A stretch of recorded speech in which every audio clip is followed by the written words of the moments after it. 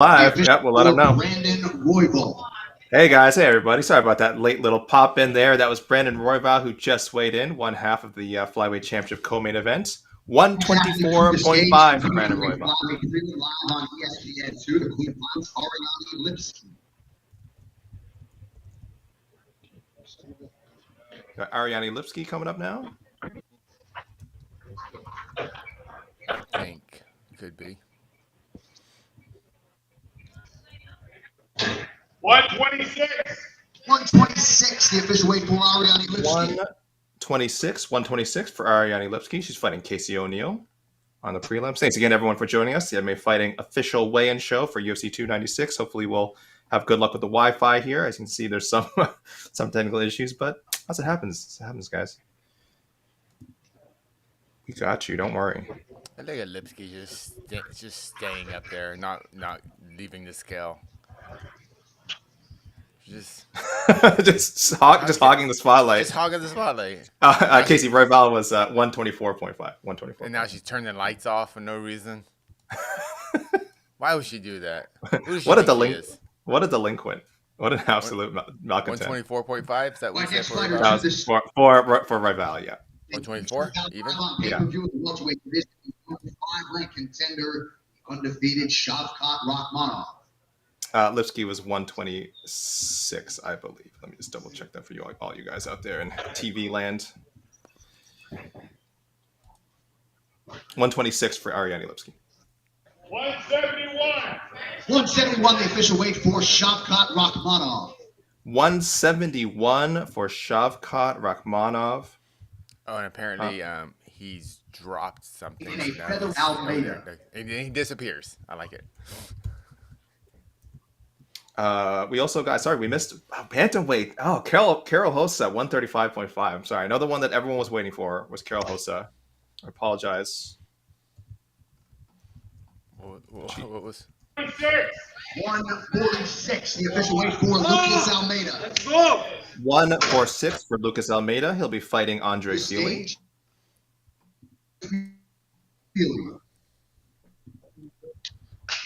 Speaking of which,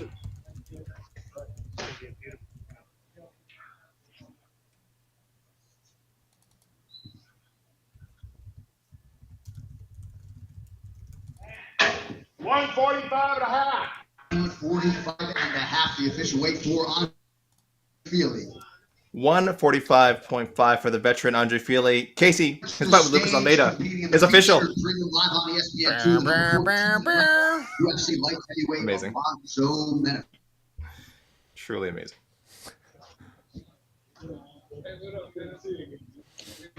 Here's Alonzo Menifield.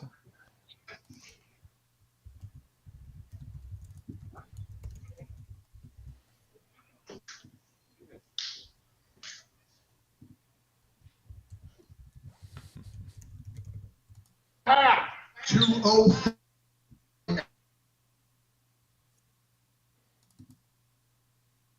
204.5 for Alonzo Menifield.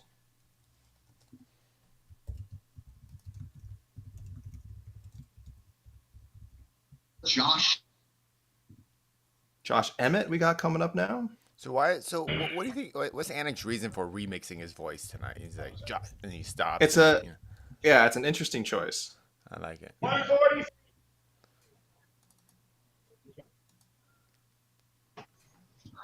All right, next athlete, well-ranked UFC women's flyweight contender, Casey O'Neill. Here's Casey O'Neill. We saw Ariane Lipski successfully weigh in earlier. That was 146 for Josh Emmett, by the way. 146 for Josh Emmett. 125. 125, the official weight for Casey O'Neill. 125 for Casey O'Neill. Championship weight in her fight with Ariane Lipski is official. One of the stars of the show competing live on pay-per-view in the lightweight division, Paddy the Oh, what? Lord. Paddy Pimblett. Paddy Here he the comes. what? You saying?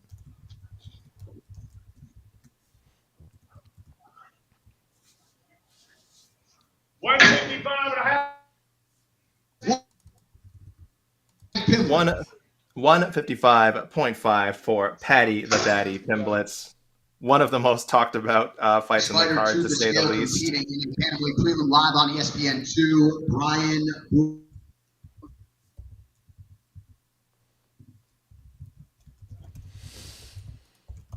Got Brian Kelleher coming up. Got a big fight ahead of him with former 136, the official weight for Brian Kelleher. 136 for Brian Kelleher.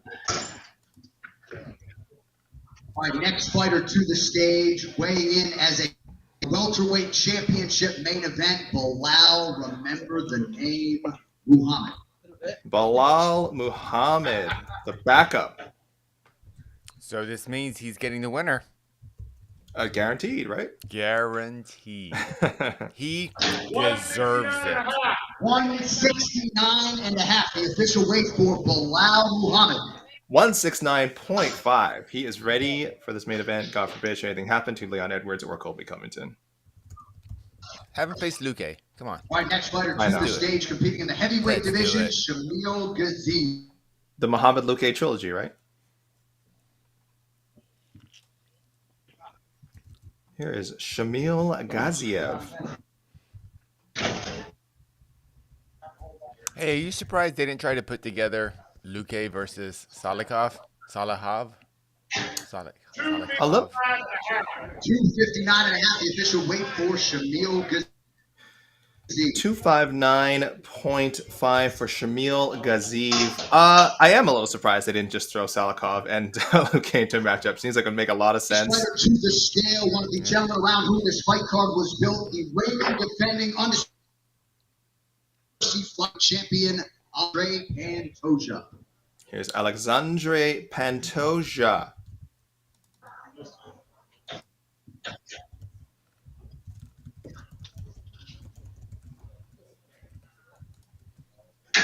$125. 125, the official weight for the champ, Alexandre Pantoja. 125 championship weight. That fight with Brandon Royval is now official. There it is. We are back on track, people. A little bit of turbulence this morning. Thank you, everyone, for staying seated, staying on the flight. We are cruising through these. Looks like we got a slight pause, which is good. Gives us a chance to catch our breaths. Woo! What a morning. One of our championship fights locked in. Alexandre Pantoja and Brandon Royval, the rematch. Pantoja won with a very with a thrilling rear naked choke submission in their first encounter. Royval has done more than enough to fight his way back and earn another shot. I am so jazzed up for this fight. So excited that it is official. Again, nothing is guaranteed until both men step in the cage and touch gloves, as our own Jose Youngs would remind us. But at least for now, we've gotten over one more major hurdle. Looks like we could have more bodies coming up here. Shut my yap for a moment. Okay, he was just checking the scale. Oh, what do we got? Jose's giving us a shot. To the scale, the man many of these fans have come is the former UFC interim champion, Tony Ferguson. Oh, Tony Ferguson. Tony Ferguson. El Kukui. Paddy Pimblett has already weighed in.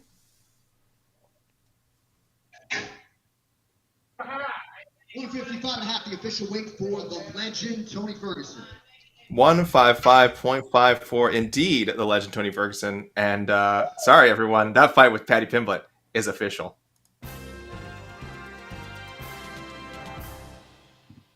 I made that fight happen, and I don't apologize for it.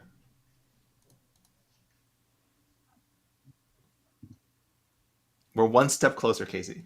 Once, a while ago, I think it's probably on record on Twitter, I said I would sacrifice so many fights to make sure that Pimblett Ferguson happens. That's how intrigued I am by this fight, and so happy that I essentially manifested it and made it happen. I think this was when we were probably doing a round table for 294, 295, 296, doing this like, what fight are you most looking forward to? And I was kind of half joking. I was like, you can sacrifice all these fights. We lost John Jones and Stipe. We lost Ian Machado Gary and Luque. Probably some other fights I'm forgetting. But guess what? Pimblett Ferguson, through it all, Casey, still stands. So if anyone hates this fight, direct that hatred at me. Direct that hatred at your boy, because I am very much responsible for making this happen and putting the juju on some good fights as well. I think. I don't hate this fight. The only reason I hate this fight is if you hate the fact that Tony Ferguson is still fighting for money. That's the only reason to hate this fight. Sure. The actual matchup is fine. But yeah. As far as like, I don't know, the quality of fighters, but if your concern is for Tony Ferguson's future well-being, then yeah, that's the issue of the fight. Just him facing anybody, any live body. I'm throwing up a poll. Just two answers. It's what do you think of Ferguson versus Pimblett? Love it, hate it. That's it. Two answers. You know what? I'll say there's no middle ground. There's no like, whatever. Okay. That's fair. That's fair. I'll throw in and hate it. Let's not. Yeah. Love it. Hate it. What do you think of Ferguson versus Pimblett? Let's start the poll. I'm expecting like 95% love it. Casey, come on. It's Paddy Pimblett. It's gonna be the biggest win of his career. I mean, I know that's not might not be saying much to some people who don't think highly of his resume, but he's fought some good opponents, I think.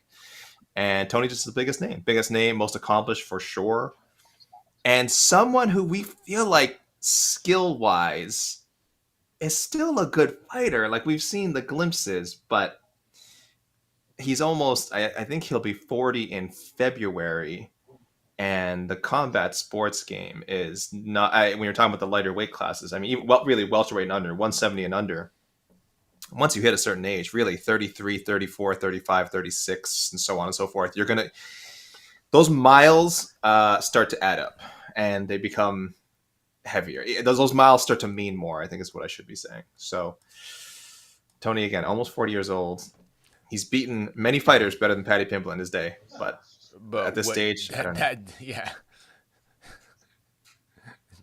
The important part was like in his day. That's the important part. Yeah. Max Rapkin in the comments says, exactly. We wanted Tony to stop fighting hammers in the top 15. He's fine against top 30 guys like Paddy. Yeah, that's where I think you would rank Paddy. No higher than maybe like, I would say just outside the top 25. Lightweight is such a deep division. Like even if you're high on Paddy, you can't say he's beaten the names that like make him a top 20 guy. So you give him a guy who is, has a top 15 reputation, but realistically is probably a lot closer to Paddy Pimblett in the rankings than. And this is why you keep former champions, former top contenders. Well, no, Ferguson was the champion. I call it interim champs. Yep. Sure. And they're gonna and forever they're gonna go. I beat a former champion. Whatever. So I beat one of the. I mean, I hope most people would agree. Tony's one of the 10 best lightweights of all time. And again, he's not one of the 10 best lightweights now. But this is the thing with combat sport. Ihor Porteria will always be able to say, "I beat Shogun. I beat the legend. I knocked out the legendary Shogun. I beat former Pride and UFC champion." That's right. God help us. Ihor Porteria has that on his record. And I know it looks silly, and I know we're all smart people. We know it doesn't mean what it means on paper. But I think from a more casual standpoint, it's like, yeah, it looks good when you have a Tony Ferguson on there. It looks good when you have a BJ Penn on there, even though some of these fighters are well past their best before date, to put it respectfully. I just realized Tony Ferguson and BJ Penn haven't fought. Which is a shame. I think there's still time. Dude, who can break the streak? If Tony loses, someone's got to win. Someone's got to win. That's the tagline. Someone has to win. Mike and I, and a lot of the listeners of On to the Next One, MMA Fighting's matchmaking show, for a long time wanted to see Tony go up and fight Woodley. When Woodley was down, like was streaking, lost like 3 or 4 in a row, we're like, have Ferguson go up to welterweight and like fight Woodley. He'd be a little bit small up there, but just to have he'd be much smaller up there. Sure, two guys with big names need a win. I kind of wish the UFC would do that more, but I understand if you're a veteran, you might be like, don't just put me in a someone has to win fight. Like it maybe comes off as a bit disrespectful. I don't know. No, you don't think so? No, you're no, not at all. I'm with you. I think that's the way it should be. I just wonder if the fighters are like, oh, I'm just because I'm on a 4 or 5 fight losing streak, don't just put me up against someone else in a 4 or 5 fight, like try to get rid of one of us, or I just think that's maybe how people view it. We should do a late introduction, I guess. Again, we kind of jumped in the middle of things, guys. Internet at T-Mobile is crazy, so again, apologies for any of the technical difficulties. We're doing what we can. We, namely being Jose Youngs, on site in Las Vegas, as he has been for most of the week, guys, providing you with that spicy, hot coverage. All those great clips you've been seeing online, of course, courtesy of Jose Youngs and the top-notch MMA Fighting social media team. In the truck, Casey Leiden, as always, also providing his expert commentary. And I am your host, Alexandre Kaley of the UFC 296 official morning weigh-in. So again, thanks to everyone who tuned in. We'll do a little rundown later, but we'll pop up the graphic, eventually here and there. You guys can see who's weighed in. Most importantly, I'll answer this question, Casey. Most importantly, we have a title fight locked in right now. Alexandre Pantoja and Brandon Royval, the rematch, that is locked in, as is Tony Ferguson, Paddy Pimblett, and a couple of other prelim fights. Is a ketchup sandwich a sandwich? Casey, what is a ketchup sandwich? Is that just 2 slices of bread and you put ketchup in between? Yeah, that's a sandwich with ketchup, and that's it. I feel like a sandwich has to have ketchup is a condiment. I feel like you has to have something substantial. What is it like? Would you say peanut butter is a condiment? Would I say peanut butter is a condiment? It's not a condiment, but I'm here to make you think. It's a fair question. I'm giving you the It's a tough fair questions. question. Yeah, it's a fair question. It certainly is more. I would say is more substantial than. Is it a condiment? Is it a condiment? Answer the question. Do you No. call a? Well, is that a? I would also ask. Jelly's a condiment. Yeah, but I wouldn't call it a jelly sandwich though. I've had jelly. What do you call it? Jose, weigh in here. Jose, weigh in here if you can. I already said no. To both peanut butter and ketchup. Peanut butter is not a condiment? No, it's not a condiment. It's not a condiment if you don't store it in the refrigerator. It's not a. Oh, that's good. You don't have to put ketchup in the refrigerator. You should. That is the stupidest thing I've ever heard you say. I worked at restaurants for years. Refrigerate after opening on the box. I worked at restaurants for years. Tell me hot mustard. You don't put hot mustard. You don't have to. First of all, Jose, there's no need to be so rude. And secondly, Casey has said plenty of dumber things on these shows. So on both accounts, you need to slow down. That's true. Slow down. Come on. Let's not say things we can't take back. Casey also puts literal glue in his. What's that thing you used to drink, Casey? That white liquid that used to. Yeah, I drink soda. Yeah, I drink a lot of protein like powders. cardboard? Yeah. Blah. It tastes fine. Let's see. I gotta go to the people. MMA voice says peanut butter is a protein, so it is of. I think they're saying it is, of course, that does count. So protein has to be something protein. Maybe that's the suggestion, Casey. So you need some protein in your sandwich for it to be a sandwich. No, you don't. No, you don't. I'm just. This is the people. This is the voice of people who know more about sandwiches than I do. I'll tell you that. I'm not a huge sandwich guy, so I'm probably the wrong person to ask. Who else? Okay, we are waiting. Soy sauce is a condiment. You don't got to put that in the fridge. Soy sauce is a I put all of my You don't have to. I do keep soy sauce in the fridge though. All my soy sauces are in the fridge. I guess you don't need to. Yeah, maybe you don't have to. Scott McCray. Hot mustard. You don't got. Oh, can I read Scott's question because I didn't even see this? Who was the comedian? So Scott wants to know what are our thoughts on the comedian's performance at the World MMA Awards last night. Who was it? Do we know? Jose, you were there. I couldn't tell you. I was there, but I don't remember his name.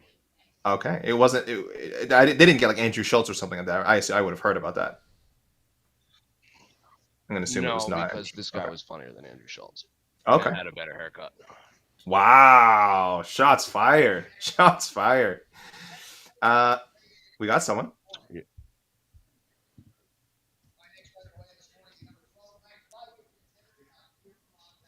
Tagir. The mic's just Tagir Ulanbekov. Thanks. No worries, Jose. Thank you. Tagir Ulanbekov, who's fighting Cody Durden.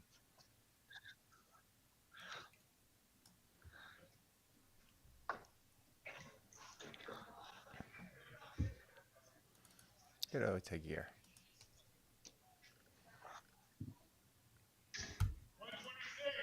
126, the official weight, Ulanbekov. 126 for Tagir Ulanbekov. No problem there. Tagir, a decent favorite against Cody Durden. Just looking at a DraftKings minus 180 favorite. I don't know why I'm putting my phone over there. I'm just put it here.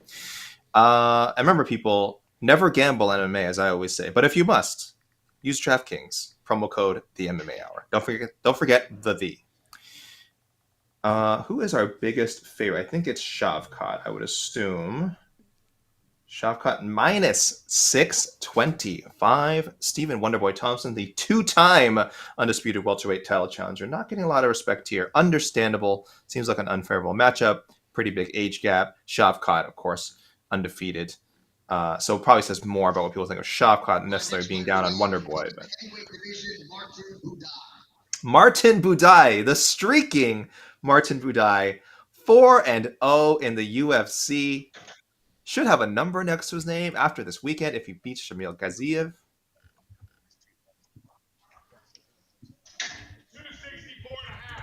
264 and a half, the official weight for Martin Budai. I call him the Bilal Muhammad of the heavyweight division. I thought you were going to call him Martin the Body Do you Budai. call him that, or did you just say that? That's the same thing, I think. That's what?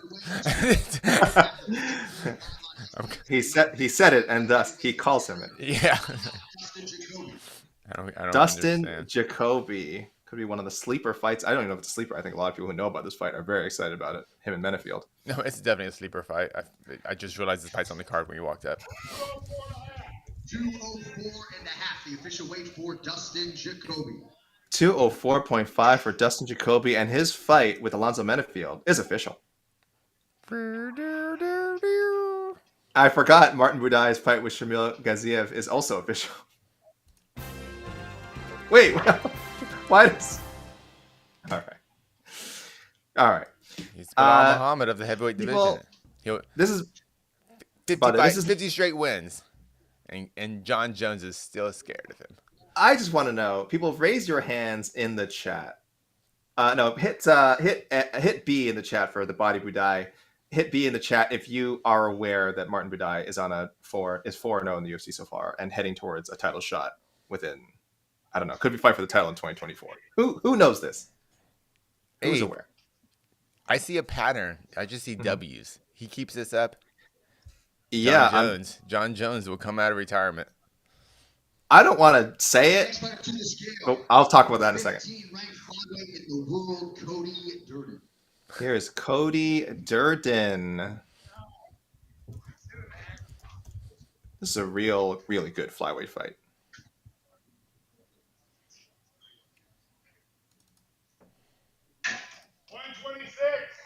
$126, the official weight for Cody Durden. 126 for Cody Durden in his fight with Tagir Ulanbekov is official. I'm seeing a lot of B's in the chat. That surprises me that even that many people are aware of the damage that the Body Budai has been doing at heavyweight.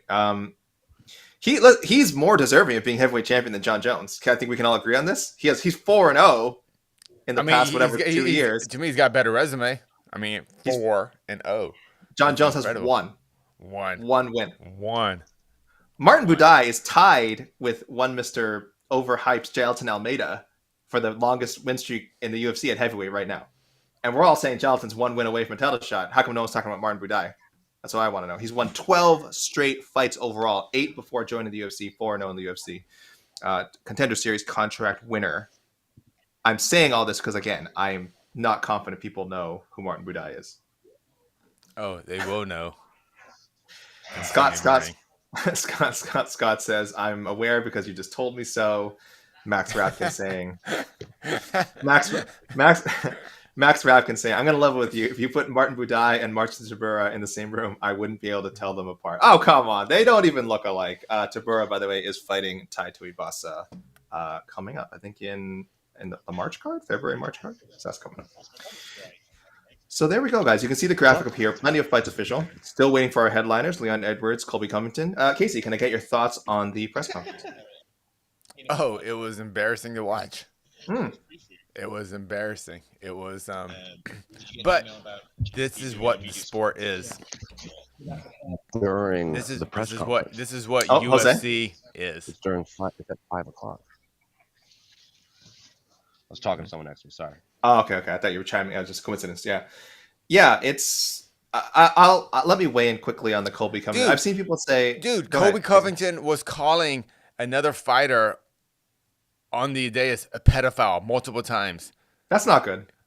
What is that about? Like he's calling him a freaking pedophile, and Stephen Thompson's like, no, I'm not. It was just like it was the worst thing. Yeah. That's Actually, not selling extra pay-per-views. I feel like I don't think there's anyone. If you're out there and you're in the comments and you're buying and you were on the fence about this pay-per-view and that particular Colby Covington comment made you go, I'm going to spend $80 on this. Leave. I was going to say, let us know. No, just go away. I don't want to hear from someone like that. And then obviously the I like what Colby said about Leon's family. It's like, come on, man. Like, what are you doing, man? And it's so here's my thing with it. People are like, there's no lines that can't be crossed in fight promotion. And you know, Who says that? That's total BS. That's assholes. Of course they can Assholes. be. No, Assholes. they But can't let's be. say- If you drop a super racist line, yeah, you're gonna get. it's terrible. You drop a super whatever. But Yeah, of course there's lines that can be crossed. It's terrible. But here's what makes it. I don't want to say worse. I don't know if it can get worse than if you, like I said, drop some racial slur or something. But it's not entertaining. I don't understand who are these people who find it entertaining. And again, I do not think it is adding any pay-per-view buys. I can't confirm that. I cannot. I am not the kind of person who can break down those numbers and can find one. We don't get those numbers anymore, so it doesn't matter. Even if we did, I'm not confident enough to say like, oh well, this 25,000 extra buys is probably because Colby Covington made fun of Leon Edwards' dead father. Like, Colby for the most part we know is not a proven pay-per-view draw. That's just a fact. We know it's not a huge ratings draw. He does get some website traffic. I will say social media engagement. That's undeniable. But I don't know.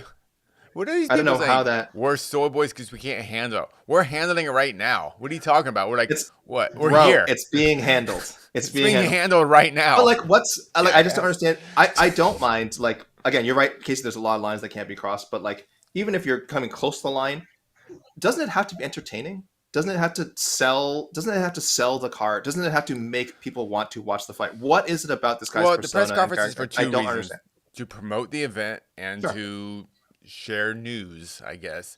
That what Colby did a couple of times definitely didn't do either of those. Didn't sell the fight and didn't provide news. All it was just incredibly just dark shit that we just. I don't think. I don't know if that. Hey man, if the fans want that in the sport, cool. That's on you. I hate it. Anyone who's it's embarrassing. It's embarrassing for the sport, and but I will also say the UFC is its own promotion. If this is how they choose to present themselves, that's on them. But me, I'm not associated with the UFC. I'm not part of their organization. So I'm just saying this is my opinion that it fucking sucks. Someone says, I hate Colby, but every pay-per-view has been a part where he's been a part of where numbers are public were huge. I don't know if that's true. I could be wrong. I could be very, very wrong on this. I don't think that's true. But if people want to throw those numbers out there for me, I'll read them out. I'll check them first, but then I'll read them out. The thing is, anyone who found those comments entertaining or amusing, you're probably already buying the pay-per-view. So I get it. It's for a certain audience, but you're already in. So what does, regardless of what he says, because you're a tool. So what does him like going that extra level and crossing the line add to it? It adds nothing. Right? It's senseless. People say we're talking about it. Yeah, we're criticizing. What were the positive parts of the press conference? What did you think? When you saw the press conference, you go like, "Oh, okay, cool. I like that." That was a nice statement. That was what anything that you saw? I guess Wonder Boy no selling him is kind of fun. I'm kind of like not more interested, but I hope more people are like kind of, finding the appeal of the Paddy Tony like matchup. I didn't think that was like the worst thing. I thought Paddy looked. Actually, I thought Paddy looked good. I thought Tony kind of looked just kind of crazy, but maybe that's all. But that's kind of Tony's thing. That's okay. Yeah.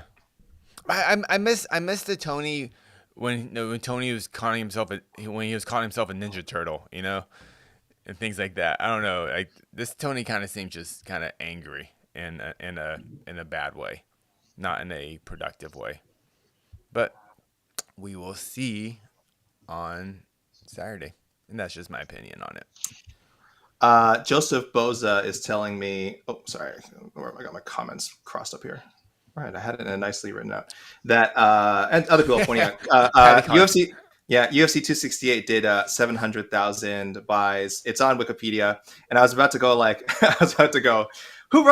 It's a citation. I'm like, who wrote this crap? I click on the link. It goes to MMAfight.com. Article written by Alexandre K. Lee. So, Casey, when people point out the facts, they point out the facts. Built the former UFC interim welterweight champion and the number 3 ranked contender, Colby Covington. Speak of the devil. Here he is, Mr. 700K himself.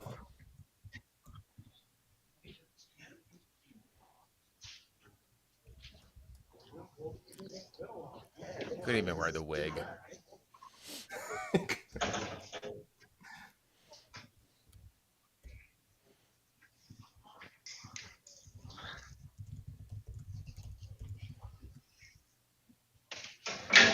$169.5. 169.5, the official weight for Colby Covington.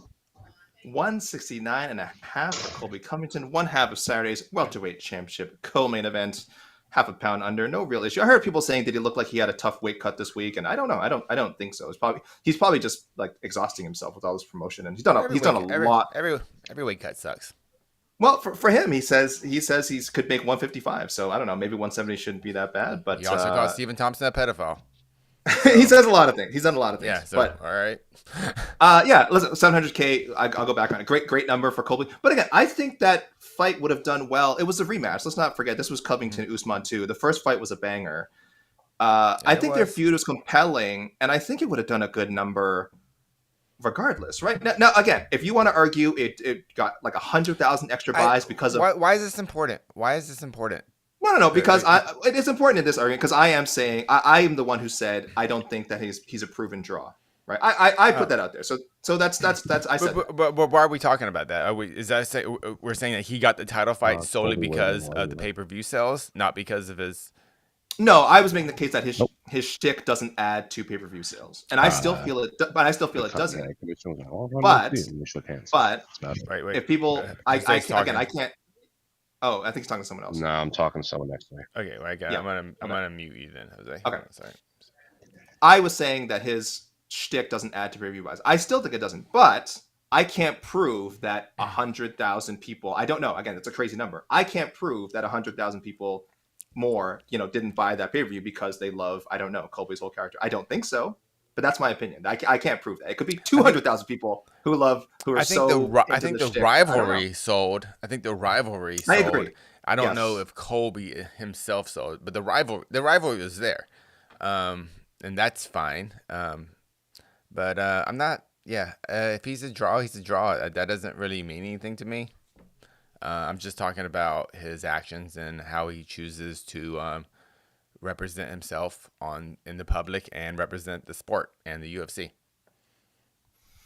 If it sells, it sells. Whatever. If it sells, it sells. Yeah, they don't care about the broader public opinion. It's not what matters. Is it getting people to tune in? Again, so there has been some case. Again, I still think it's the fact that it was a rematch, or the fact that the first Usman Covington fight was awesome, and that there was genuine heat. But you can have genuine heat without it devolving into cheap shots. I mean, I think there's a long history of combat sports that proves that. Something like Casey. I mean, people are like, "Oh, my feelings aren't hurt." I'm just watching this and like if I watch a crappy movie, I'm like, "Oh, my feelings aren't hurt." The movie just sucks. Here's Stephen Wonderboy Thompson.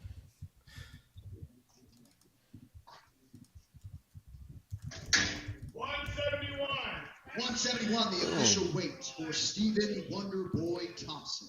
171 for Stephen Thompson. His fight with Shavkat Rakhmonov is official. Casey, ignore all those comments saying soy boy or so and so crying their No. feelings. It's like No, I'm ignore like, them. These people have never had an original thought in their minds, and that's fine. I just feel sorry for them. It's okay. It's and there's nothing wrong with being unoriginal. But just know, I've repeated myself many times.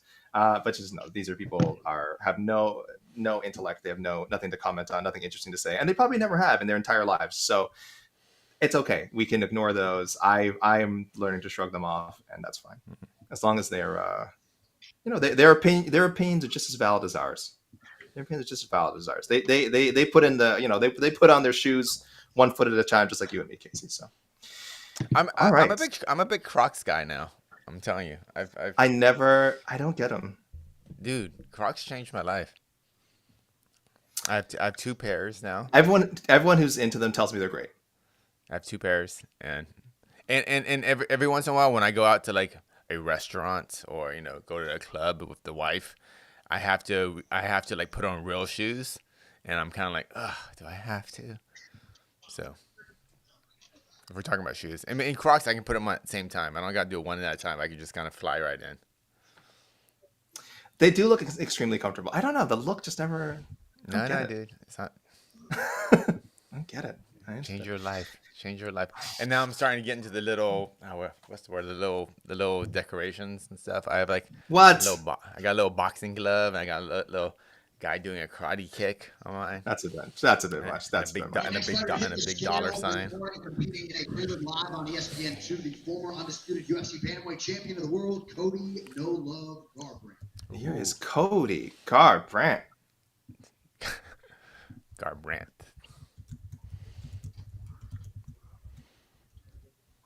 Back at 135 where he belongs.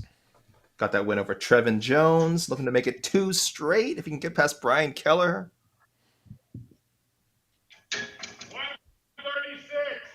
136, the official weight for Cody Garbrandt.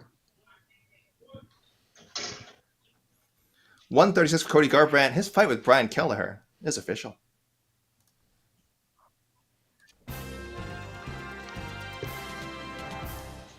Man, we do not have a lot of names left. We're just waiting on the oft-discussed Colby Covington's opponent, Leon Edwards. We are waiting on Bryce Mitchell going in on short notice to fight Josh Emmett. And bantamweight contender, Irene Aldana. That's it. 3 names. Who always has trouble making 35. Bryce Mitchell coming in late notice, still having to make the featherweight limit. And Leon Edwards, we know is it a difficult cut for Leon Edwards? I know he's always made the weight, but he's like a sizable welterweight, but I don't think he's ever spoken about having any particular difficulty. yeah. I don't know. But I wouldn't be worried. But Irene Aldana, you're right. That is one definitely to keep an eye on. I'm trying to remember her weigh-in history. She's missed weight once by 3.5 pounds, which I think, and she fought. And I think she also has a miss where the fight was canceled, or am I making that up? I don't know. No, that's right. She's had a couple where she comes in, like she might be, like she doesn't even make it to the scale type of thing, where it doesn't really count as a weight miss. Sure. Okay. I'm trying to remember that. Fingers crossed. It is nothing. We have plenty of time. We're not even through the first hour yet, so no reason to sweat it. Forrest Daniels wants to know. Questions for A.K. Lee and Casey.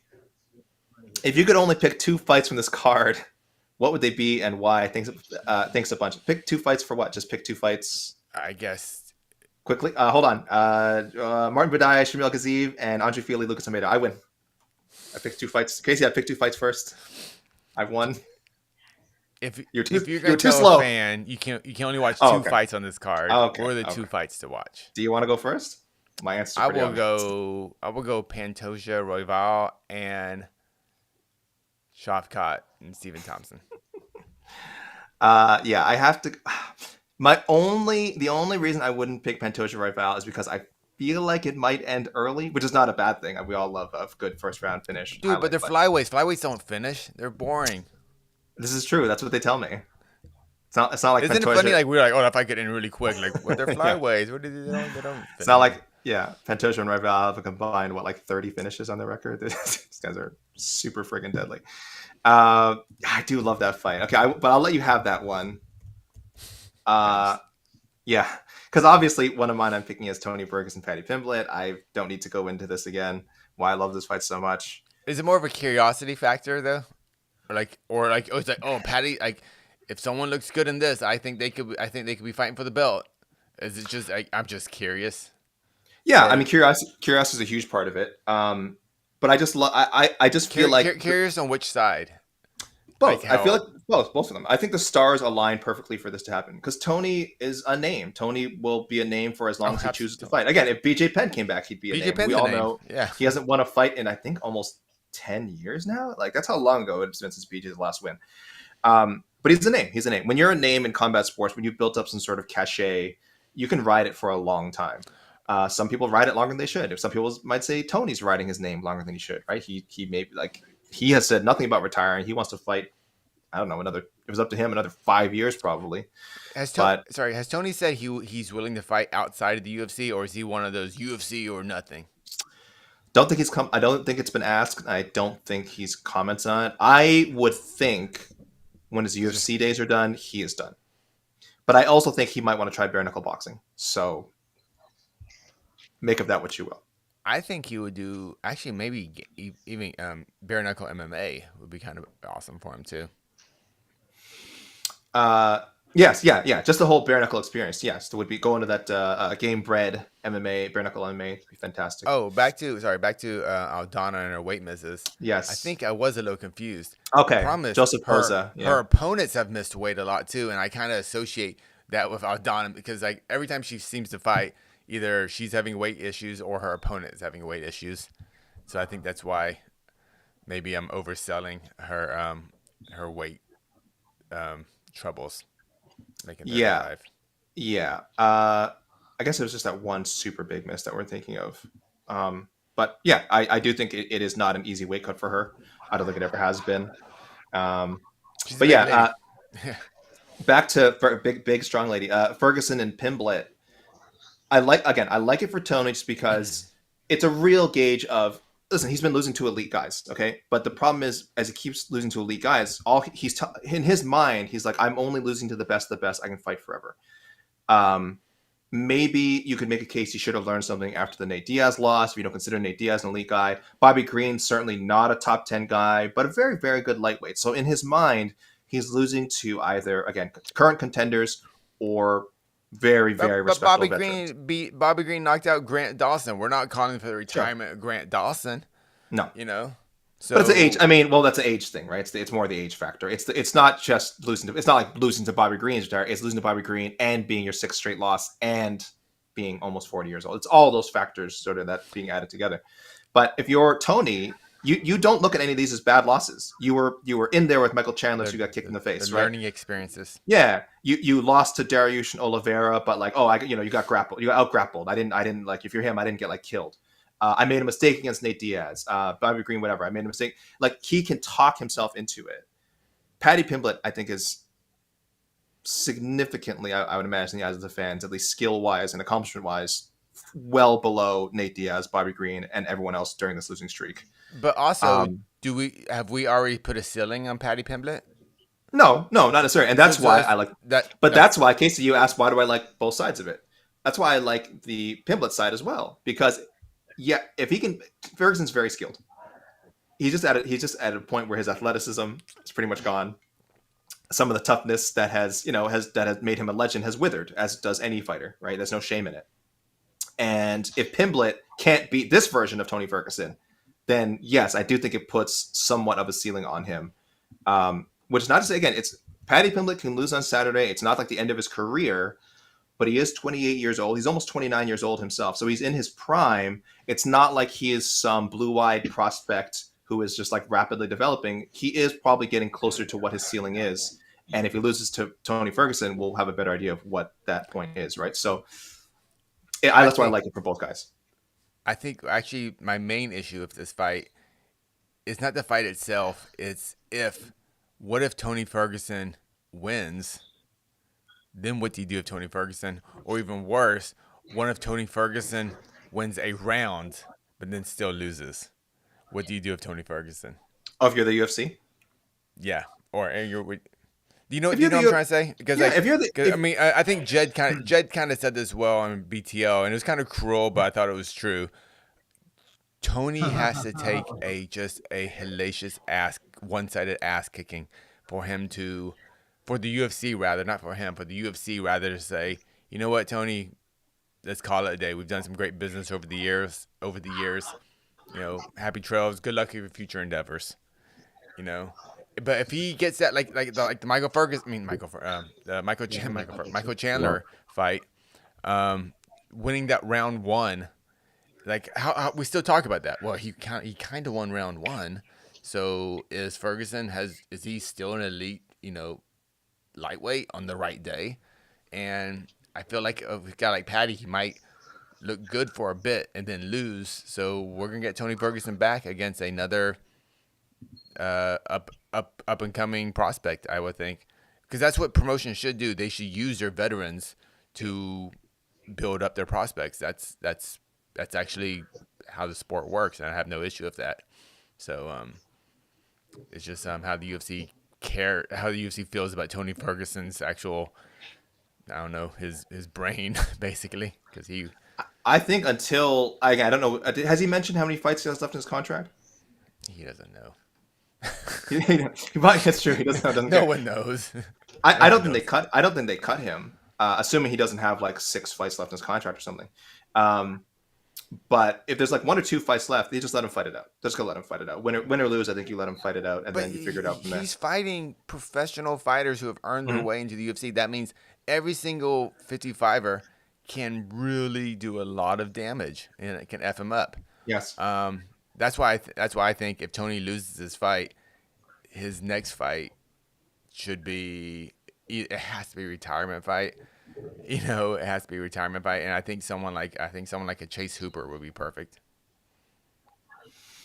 Yeah, again, and you're saying all the right things, Casey, but I don't think you're thinking like the UFC. I think you're making too much sense. This is the problem. Your matchmaking is very logical, and it is a good way to utilize Tony. But I do think that they'll and in fairness, I think he's pretty stubborn too. Like I think he's the kind of guy who he's not going to insist, but he's gonna if he has any say in who he fights, he wants to fight at least. Again, if not another veteran, he wants to fight "quote unquote" relevant names. So Paddy fit that perfectly, right? He's not a veteran, but clearly one of the most talked about names. Mm-hmm. It's also a winnable fight. I don't know if Tony cares about that or not, because again, he sees all those fights as winnable, right? He saw Bobby Green as winnable. He saw Chandler's winnable. He saw Justin Gaethje as winnable, and why shouldn't he? He was on a friggin' 12-fight win streak when he fought Justin Gaethje. So that's probably not as much of a factor. I don't think Tony's like, give me a guy I can beat. It might be in the back of his mind, but I don't think it's the number one thing. But yeah, if he loses, I would be very surprised if he's outright cut.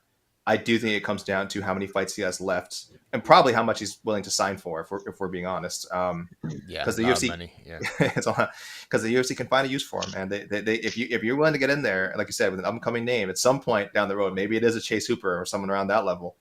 Of course, the UFC will keep him around, right? That's how this business works. That's how combat sports works, right? So, such is life. But let's end that poll then. We've got what do you think of Ferguson versus Pimblett? Casey, 58%. Love it. what are the other numbers? 58. 35%. Which is I think is fair. Only 7% hate it, Casey. This is a quality matchmaking. Only 7% hate it. Wow. Only 7% hate it. I had no issue. I mean, if you're going to book Tony Ferguson still, if you're going to book him, that's a big, we're going to answer yes on that one. So he's going to get booked. I think Paddy was actually the proper fight. My next fighter to hit the scale, fight card was built the undisputed UFC welterweight champion, Leon Rocky Edwards. Here comes Leon Edwards.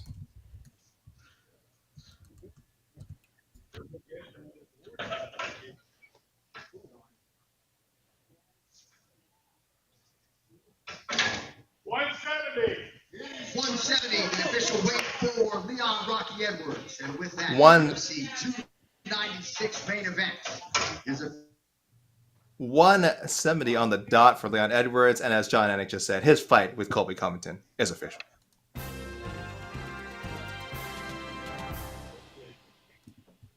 Fantastic. Just a couple of names we're waiting on now.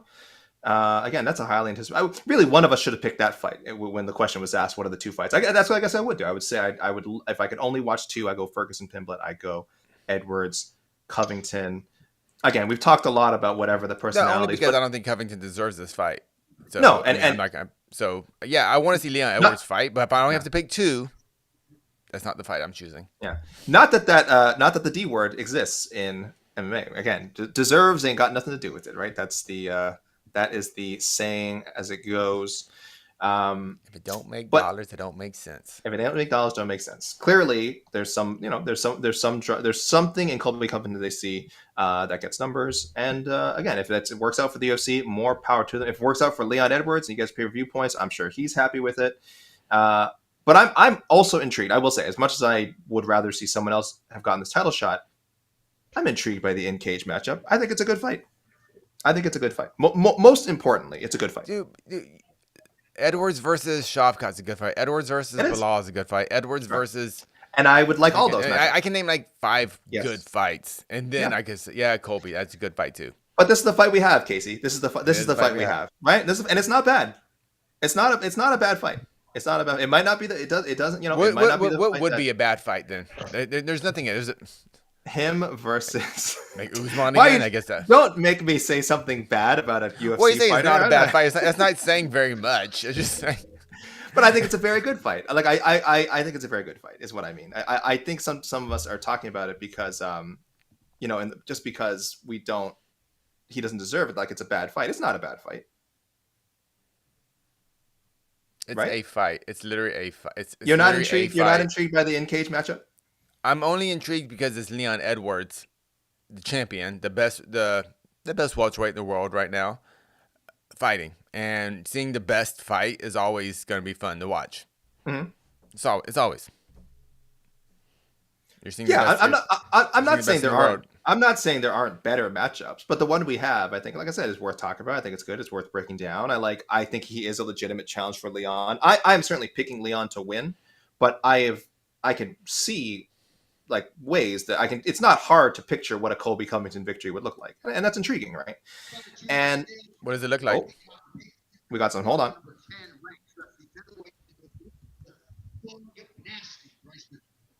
Bryce Mitchell coming in on short notice.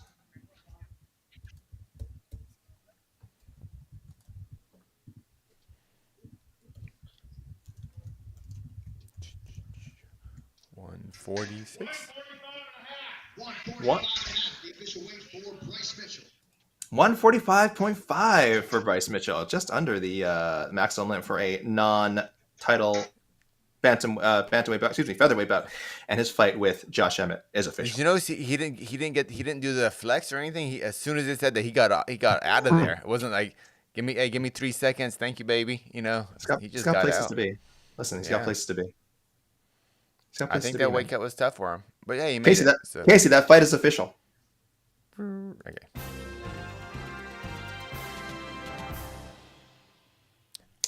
I'm gonna go. If this fight wasn't short notice, because it kind of sucks, it's short notice. But I like this fight. I love striker versus grappler fights. I think this is. Honestly, I like this fight more than Emmett versus Giga. Yeah, it's a great fight. But I don't like it because it's short notice, so we're not getting the best Bryce. We're not getting the best Bryce Mitchell. But the matchup itself, I actually enjoy more than the original matchup. Yeah, it's one on our matchmaking show. A lot of people called for Bryce Mitchell versus Josh Emmett after Bryce beat Ige. I'm pretty sure a lot of people said Josh Emmett made a lot of sense. Or there was previous. It's come up a lot of times on our show for both guys. After an Emmett fight, after a Mitchell fight, everyone's like, it makes a lot of sense stylistically. So, yeah, I like that fight. But Casey, so I can't. Before we move on, I can't get you're looking forward to Saturday's main event out of you. We can't get that soundbite for the social media. Casey loves the UFC 296 main event. No. Oh, you were asking me what does a Colby Covington win look like? I think Leon Edwards' wrestling is great. We know he has good defensive wrestling, but there's a world where Colby's pressure is too much and he gets enough takedowns and works out a decision win. That's entirely possible. It's possible he outpaces him. Leon, great cardio. I've never really seen him just straight up gas out before. But again, you don't know, right? You don't know. It goes from opponent to opponent. Sometimes opponents can break you down. You can weaponize the cardio, as Michael Bisping always says, and as Jed Meshew loves to hear so much. So if it goes 5 rounds, it's possible that the pace favors Covington. It's possible. It's possible. So these are not crazy outcomes. Like if these things happened, I would not be surprised. I would not go like, oh, I can't believe Colby Covington beat Leon Edwards. Like I'm picking Leon, but Colby win wouldn't surprise me at all. Would you be? You would be surprised if I would be extremely surprised. Really? Leon is in his athletic prime right now. Colby hasn't beaten a welterweight in his prime. Maybe I don't know. I don't really consider Dos Anjos a welterweight. He's back at lightweight again. I mean, who? Whoa. Maya? Maybe the Oh Maya my win. God, guys. Did you know this? Say what? What did I say? Backup. What? Oh, Did you guys know Brandon Moreno was weighing in as a backup? here we are. Yes. Didn't this? I thought someone mentioned it, but anyway, here he is.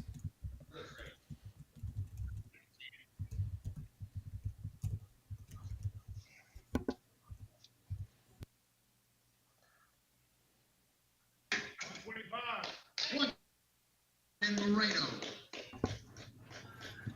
125 for Brandon Moreno, who has a fight booked. But you know what? You got to be. He's staying ready. So that is Brandon Moreno successfully weighing in as the backup for the Flyweight Championship co-main event. Of course, he has fought both fighters in the past. Him and Royval kind of unfinished business. I mean, I consider that a pretty solid Moreno win, but it was stopped due to like a somewhat unfortunate injury. But either way, I'd love to see either of those fights again. Moreno Pantoja probably the fight of the year. I haven't done my list yet, but I think that's going to be my number one. That fight was so effing good. I need to watch it again. I remember liking it a lot. Yeah, but I kind of want to watch it. Amazing, so much fun. Shout out to John Ray on Twitter who told me this is scheduled to be the first flyweight title fight not involving Moreno or Fili since 2019. But we can't. That's not confirmed yet because it's very possible. Fingers crossed this doesn't happen and we get Royval.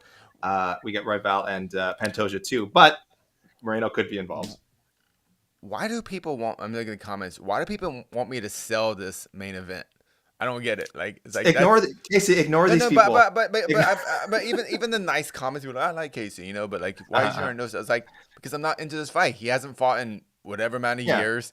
He's coming off a Masvidal win, and that wasn't a fun fight, I think this is a very good fight. There were just much better opponents for Leon to fight. I get it. This fight maybe sells more, but I don't make extra money. If Leon wants to take this fight because he makes more money versus Colby, cool. That's good for his bank account. I don't make no extra money. Like if the UFC sells more pay-per-views, it does nothing for me as a fan. So I don't care. I make good on the UFC. I get why they made it. But as a fan, why do you care if the UFC is making more money? You want to see the best possible matchup for Leon Edwards. You want to see the best welterweight versus whoever the other best welterweight available at the time is. That's what, as a fan, I think you should be begging for. Not going, well, the UFC is going to make a lot of money. Good on them. Here's my bucks. Here's my $80. So that's why I don't understand from the fan perspective. Like, I get why the UFC made it. I get it. I get why Leon took the fight.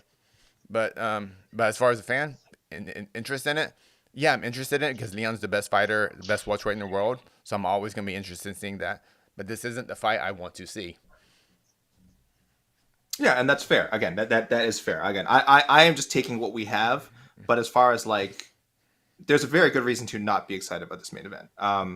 I wasn't excited when it was announced, but for me it's fight week and now I'm ready. I'm pumped up for it. I've broken it down enough in my mind. I want to see these two guys get in there. There is genuine animosity, which is always fun. They definitely hate each other.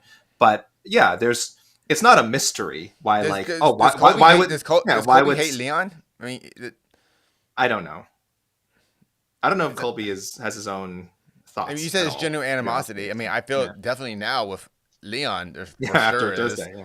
But with Colby, he's like, I'm just gonna, what, he just, did he make fun, he didn't make fun of Shavkat, I noticed, right? Yeah, he doesn't want that smoke. Yeah.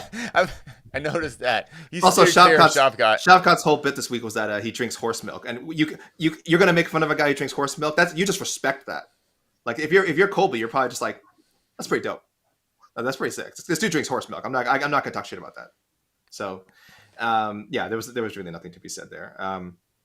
But yeah, again, it's not a mystery why someone might not be into this main event. But and sadly, Casey, it's probably not a mystery why a lot of people are. You know what I mean? So I'm with you. I'm with you. So many other people I would have rather seen fight, but I understand why he has his position based on how the UFC kind of handles these things usually, based on Covington's following and based on, I don't know, just the matchmaking trends in general. I understand. I will give a compliment though to Colby. Mm.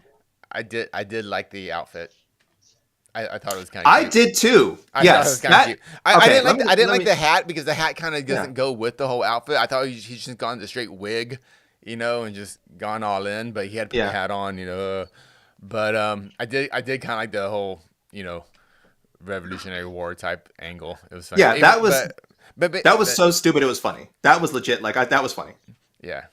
I'm not gonna criticize. That was so stupid. It was funny. It's all the other scripted stuff that is just like, I don't know. Could do without it. All right. Let's talk about some other fights. We've served our Colby quota. I'm sure we'll come back to it. We'll take some questions from people while we're waiting for just Irene Aldana. Am I right here, Casey? Yeah, right. Yeah. So we could be 15 minutes waiting for Aldana. So we could be here for a while. So we're gonna answer lots of questions, I think. Someone in the comments is shouting, "Support the UFC, pay for the pay-per-view." Okay, cop. But there you go, Casey. That's your fan who is like, I care about the success of the UFC. I want to make sure UFC has the most marketable fights. This is why I watch combat sports, so that the UFC's numbers can go up. No, I still think this pay-per-view is a very worthy pay-per-view for $80 is subjective, but paying money for this, I think is a worthy pay-per-view regardless of the main event. I think the supporting the co-main event, Shavkat, Ferguson, Emmett, those are all fine fights, pay-per-view worthy fights, and obviously Luke Gary would have been a freaking awesome fight too. Yeah. That's just sucks that it's off the card, but yeah, it's a great pay-per-view. It really is. Yeah, we've sort of talked about the rising cost per views, and like if you were to watch only, let's say let's say you're not a hardcore MMA fan, you're like slightly more like you're interested, not quite casual, not quite hardcore, and you're buying maybe 4 pay-per-views a year. I don't think you'd regret it if this was one of them. And UFC has had some excellent pay-per-views this year, by the way. Had some really good pay-per-views. I think 296 is up there. Maybe it doesn't quite crack the top 4 like on paper, but I don't think you'd regret it. I think if you were saving up all year, and I think the original five fights on the original lineup, or I think it was on paper. To me, it's right up there in the top 2 or 3 pay-per-views of the year on paper. It's a great card. And that's what we're talking about. We're talking about how it came in, not the aftermath, because some pay-per-views definitely oversold. So, but I think coming into it, I love this card. I love ending the year on this awesome card. Yeah, let's talk about the co-main a bit more. Before I was about to get into Ian Machado Gary stuff, but I feel like that's been talked about ad nauseum on some of our shows already. And we'll get, again, we've got plenty of time. We'll get into it later if there's questions about it. But this co-main event, oh my gosh, Casey, it's no secret. I am not a fan of saying out loud Brandon Royval's nickname. Are you aware? Casey, are you familiar with this young man's nickname? It's a little crass. I missed it. Tell me what it is and say it real slow. It's not. I'm not going to say it out loud. People, you can say it in the chat in case you can read it. Shout it out all caps, however you prefer to say this nickname. When I first heard it, I was like jarred. I don't know who was the ring announcer if it was Buffer or if it was Joe Martinez the first time I heard this young man's nickname. It might have been before the UFC if I think about it. I was like, we're just saying that now. We're just this is okay. It's an okay thing to do. And I think it was It's last just two year. normal words It's next to two each normal other. words. Correct. What's the big deal? I think it was last year that he said it was his year. I think it was the year of the, and it might have been 2 years ago. It was a while ago. I don't know if he's maintained this gimmick, but Casey, we are one win away. Excuse me, and I'll say it now. We are one win away from this actually being the year of the Raw Dog. Like, I am not blown away because it was my boldest of when Mike and I did a show where we predicted who we think will be champions by the end of the year. I said Royval. I said I think by some way he's going to work his way back to a title shot. He had finished 2022 very, very strong. Big win over Matt Schnell. And I think he already had the Nicolau fight booked, I want to say, when we did the show. So I knew he had like a top 10 opponent coming up. And then I said, I felt like there's some way he's going to get a title shot. I thought he was going to fight Moreno again. This was also before Moreno and Pantoja. So I thought he was going to fight Moreno again.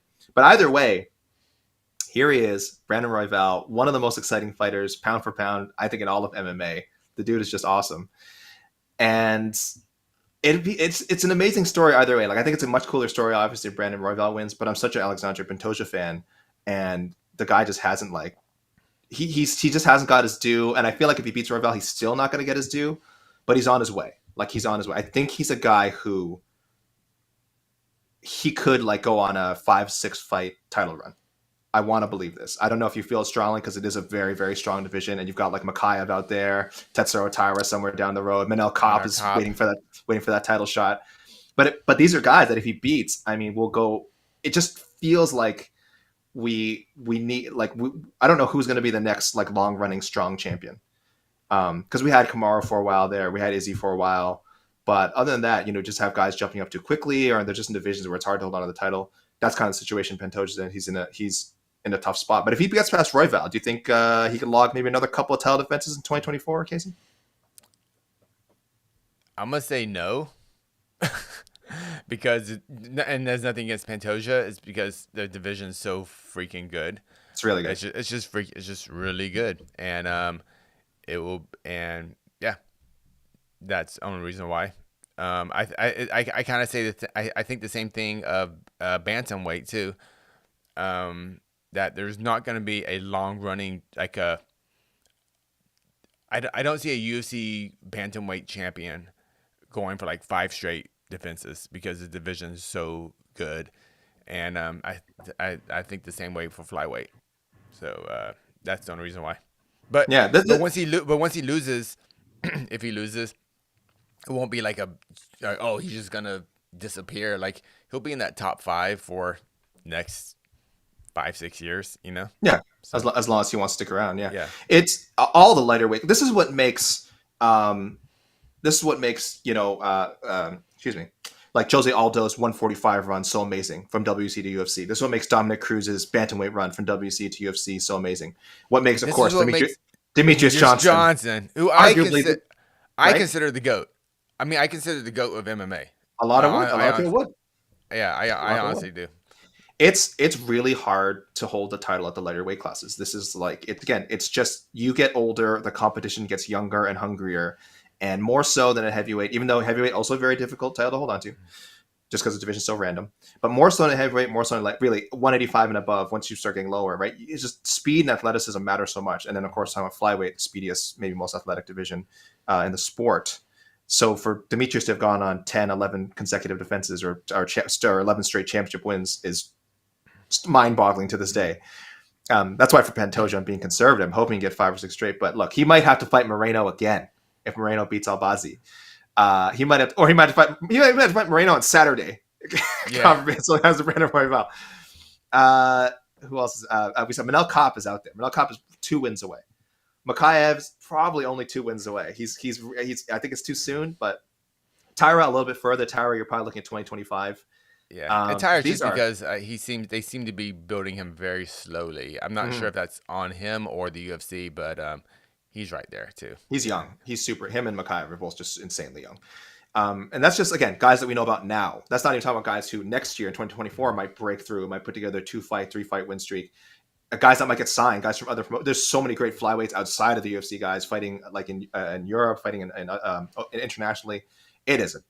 deadly as hell division. And I like Pantoja so much. I think he has what it takes to hold on to that belt for a while. But it'll be if he gets like 3 straight title defenses, I'll be impressed. And then anything after that is gravy. But absolutely, yeah. If he can get through Royval, Cop, and whoever, Mikhail, possibly Moreno again, probably maybe Moreno time, Then it's just I love the division. I love its placement on the co-main event. Unfortunately, this is unfortunate. It doesn't have what's the word I'm looking for. It doesn't have the big personality yet. I mean, I know the UFC kind of tried to do that with by Cody Garbrandt going to 25. You know, kind of get that big the guy kind of looks good coming off the bus in a sense. You know, being that kind of flyweight champ. You know, so it's for a while. Flyweight is going to be for the hardcores. You know, still. Yeah. For a lot, no matter how good and exciting it is, no matter how many fight of the years flyweights produce, it's still gonna be for the hardcore fans. Yeah, and it's not. I just don't see casuals. I don't see Stephen A. Smith, you know, doing a whatever rant about some flyweight. I just don't see it. You know. No, and again, it's somewhat understandable. I wish some fans had more appreciation for the smaller classes. But I got to go by the mom test, Casey. I got to, and like my mom is the kind of person who would be like, "Oh, they're so little." Like she'd be fixated on like a Demetrius Johnson. Like he looks so small. He looks so small. Like could he really beat someone up? Like your average again, mom and pop is not going to tune into a UFC card and be like, "Oh wow, these little guys can really fight. Look how athletic they are and look how exciting they are." Optics is so much. It's why the UFC continues to will always push heavyweights more than flyweights, more than bantamweights. I talked about this on BTL. The whole, well, they're small. Why doesn't this line of thinking work in boxing? Small guys. Boxing is Davis and Ryan Garcia are small dudes. Yes, boxing has a much longer history. And ask yourself, how many decades did it take before these guys got their shine? Right, boxing is over 100. It takes a long time. Because boxing is so much better at selling stories. Sure, because we know the Tank Davis story, we know the Ryan Davis story, Ryan Garcia story. Ryan Garcia. These are like kind of 35, not quite flyweights, but even Pacquiao started out. He was like a 35 or 25 and moved up. Who else? I think I know there's other names too. But I think a big thing about boxing, the difference is the angles. Whenever you see a UFC fight, it's always shot above the cage. So no matter what, if you're a shorter fighter, you're gonna look smaller. When you see boxing, unless it's like kind of the camera from like the 50-yard line cam, everything's pretty much eye level, and just so fighters just don't look as small. Like if you ever see Floyd Mayweather in person, the first thing everyone says is like, "Wow, he's small." They know it's he's like small guy. He's very small. Yeah, because you don't on the TV. They're never shooting down on him. When we're gonna watch this fight tomorrow, all the camera guys are still like 3 feet above these guys, you know, standing on the pedestals on the corners. So, unfortunately, the way MMA is seen on TV, flyweights, smaller guys just look smaller than they actually are. Yeah. So, and that's big. The optics are huge. Christopher Dillon in the comments agrees with you. He says it's really more camera angles. Yeah, it's camera angles. It's very true, and it's a subtle psychological thing. But I mean, it's not even that subtle. We're talking. It's actually right in your face. Right. It's not even that subtle, but it is a psychological thing. It'll take a long time. You do need a star to step up. Someone who has a little more personality. They want Cody, like you said. A Kid Yamamoto. Kid Yamamoto was a 35er. He was the biggest star in Japan, but everything was fought in the ring. Yeah, everything is fought in a ring where you're shooting eye level, or they're shooting from the bottom, like to the bottom rope. So everyone looks big, you know. Yep. So I think that's an issue, but I love flyweights, and I love flyweights and bantamweights. You also can't sell people on like technical ability, because that was sort of their big thing with Demetrius for a while. Like, oh, he's the best technical fighter in the world. You know what? 100% correct. Probably pound for pound the best technical fighter in the world. I'm sorry, that is just not getting your average person to. That doesn't mean anything to them. Because think of the biggest stars in MMA: Ronda Rousey, Conor McGregor, Brock Lesnar. Great fighters, probably technically in their own way. That's not how they're sold, though. It's not sold like, wow, Brock Lesnar's wrestling technique is so incredible. they don't care about that. That's not why they're buying a pay-per-view. They Yeah, don't care because about that. unless you're literally training and you train the sport, that doesn't Yeah. mean crap. Or watch enough of it, right? Or watch yeah, so much I of know it. what you mean. Yeah, you have to watch a lot. You have to watch Yeah. a lot to really appreciate just the technical parts of it. But for the most part, for a casual coming into it, unless you train, I guess what's a good example of a boxer where he's a great technical boxer, but just not exciting. That a casual fan might not get into, but can't think of one right now. I thought Terrence Crawford was like that for years. I love Terrence Crawford because he was just a smart technical boxer, but he never kind of crossed over until very recently. It took him years. Oh, who was the guy who beat Pacquiao? Timothy Bradley.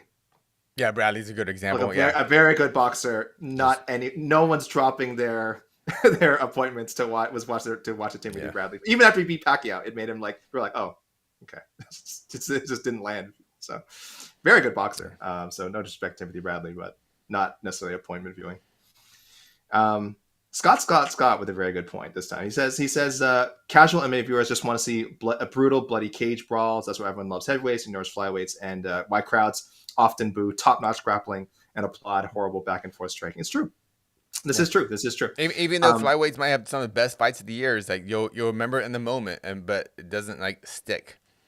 So. Yeah, and by the way, there's nothing wrong with this. There's no right or wrong way to watch MMA. I don't want to go out there and say oh well, if you enjoy a sloppy brawl more than a technical grappling jiu-jitsu battle, that you're not watching. I don't think that's necessarily fair. It's just how much of the audience there is that appreciates one thing to the other. So it's not right or wrong. I don't think it's right or wrong, because I love dumbass brawls too. I love technical battles. I love dumbass brawls.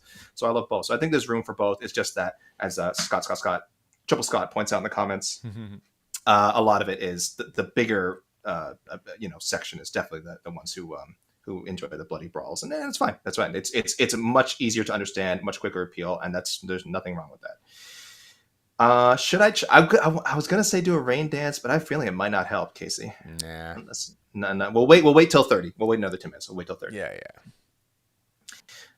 Christopher Dillon, Matt Schnell versus Sumidaerji from last year was so amazing. Oh, so good. That was so a crazy good. comeback, right, from Schnell? For Schnell, yeah. Big, yeah. Also, we may have found the ceiling for Sumidaerji, because after I saw that, Jose? It was nominated for Comeback of the Year at the MMA awards. It was nominated for Comeback of the Year at the World MMA Awards. The prestigious World MMA Awards. Correct. Jose, sorry. Oh, Leon, of course. It was my kid. Nothing's beating that. maybe the most important comeback in MMA history. Year? That was the end of last year, so it would have, because it goes from their window to this July. It's like the ESPYs. It's July to July. Yeah, so that was in there. That was the end of July to July, but yet the awards are in December. Dang.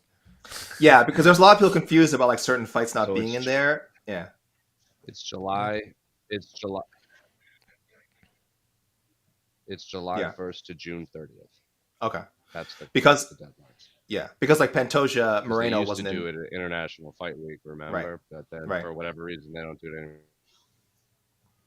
anymore. Because Pantoja Moreno wasn't in there, and I'll feel why not? And it's it was after the June 30th deadline, so we didn't get it. Oh, and did Contender Series win Best Program? It did. You know what? Congratulations, Contender Series! Congratulations! Wow, Best Program of the year. First of all, happy trails to 2023 Ring Girl of the Year winner Brittany Palmer, who announced her retirement after the show. I did not realize this. What's that? 16 years. 16 years walking that cart around the octagon. WC girl, right? She was. That's WC, right. So it has, first. So it has to have been, because that was. Did they count WC years? Yeah. I think so. Yeah, I believe they were counting WC years. So happy trails, Brittany. Whatever you're gonna do, I know she has a lot of things going on outside of art school. I think. Yeah, she has. She does a ton of art, and again, whatever works for you. Fighter of the Year, Leon Edwards. Again, she designed some of the UFC cards. There you go. Leon Edwards, Fighter of the Year. So that's for the 2 Usman wins, I think, would have fallen on that window. Female Fighter of the Year, Alexa Grasso, would have been the Shevchenko win, and also the very controversial draw. Breakthrough Fighter of the Year, Alex Pereira, which sounds so weird, but also so accurate. Casey, you agree with that? Breakthrough fighter. Yeah, I consider breakthrough kind of where you started and where you ended. Sure. Yeah, sure. But the year thing, I gotta look at the count. Hey, hold on. That didn't include the 205. Keep in mind that is all. Keep in mind, this is all fan voting because yes, this is fan voting. One referee of the year. All right. This is not, and also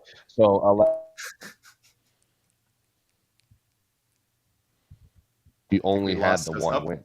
Like the second Valentina does not fall in that window. She was 1-0 in that time frame. Oh, it doesn't count the draw. Correct. So it's just 1-0. She won three. Okay. She won submission of the year, male fighter of the year, and she won. I think she won 3. I can't remember the third one. Oh, upset. And then Leon won 4. He won knockout, comeback, international fighter, and upset. Hold on. International, let's see. Leon, like you said. Fight of the year, Islam, Volkanovski. I got no problem with that. That's also going to be in my top 3, probably. The first Islam Volkanovski fight. Knockout of the year, Leon. No real surprises. Trying to see what else would have even considered. Some great knockouts. But yes, Casey, you were asking, did the Contender Series win? Yes, the Contender Series beat out Morning Combat, the Anik Florian podcast, UFC Embedded, and our own, of course, the MMA Hour. I mean, again, all shows that I consider to be similar in terms of format and execution, right? Dana White's Contender Series, MMA. It's like the same thing. It's like the same thing. That's like it's the same show. Program of the year, UFC 285. Like, okay. Congrats to our boy. Who won leading man of the year? Not Chatri Sichotong. Who do you think? Not. Let me narrow it down for him. Not Scott Coker, not Peter Murray, and not Maciej Kowalski of KSW. So, Casey, who do you think won leading man of the year? I don't know. I didn't vote. You know what? I didn't vote, so I didn't vote either. I can't say anything. Didn't feel right to you. A plucky young up and comer named Dana White won the leading man of the year. Dana White. Mm-hmm. Cool. Yes. Shocker. Congrats, Michael Bisping, Analyst of the Year. Good job. Good for you, Michael Bisping. And our boy. Michael Bisping won Analyst of the Year? He did. All right. And listen, our boy, Errol Helwani, over a decade. I was going to say a decade of dominance. Well over a decade of dominance now. 14 Journalist of the Year awards. So wait, has Dana won 14 leading man of the year? I don't know. I would have to imagine, right? I'd have to imagine that it's whatever since the inception of these awards were made. I need to find out. Everyone's talking about Ariel's 14, but what about Dana? Give some respect to the man. 14 years leading man. Well, listen, he may have to share that award soon because Don Davis, the co-leader in MMA. Co-leading man. You may see the co-leading man. Jose? Is there anyone in those 15 years or 14 years that Dana has won? I know, because Christ hates me. Is there anyone in those 14, 15 years that deserved it over Dana? 15 years. We're talking back to 2008. I can't imagine. This is specifically for AK. Oh, do you have an answer, or are you just asking me if I can think of one? No, I truly do. I truly can't think of one. I will give it to Anik. I don't have one. At some point. I feel like Anik does more for the UFC than Dana. Oh, you're recategorizing John Anik.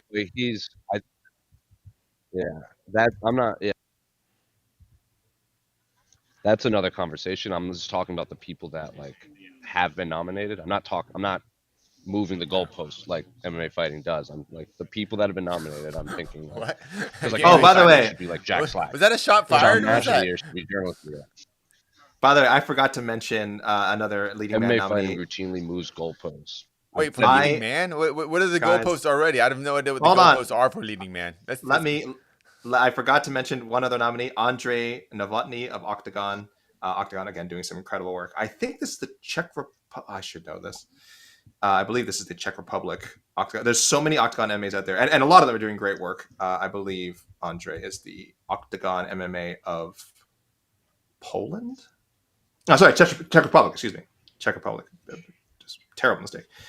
Yes, so there you go. He got a nomination this year, but yes, listen, Dana White.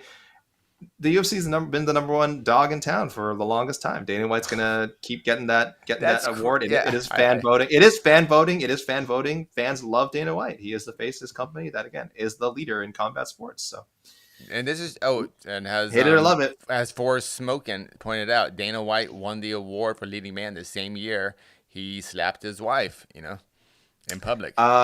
It's not great. It's not a great look.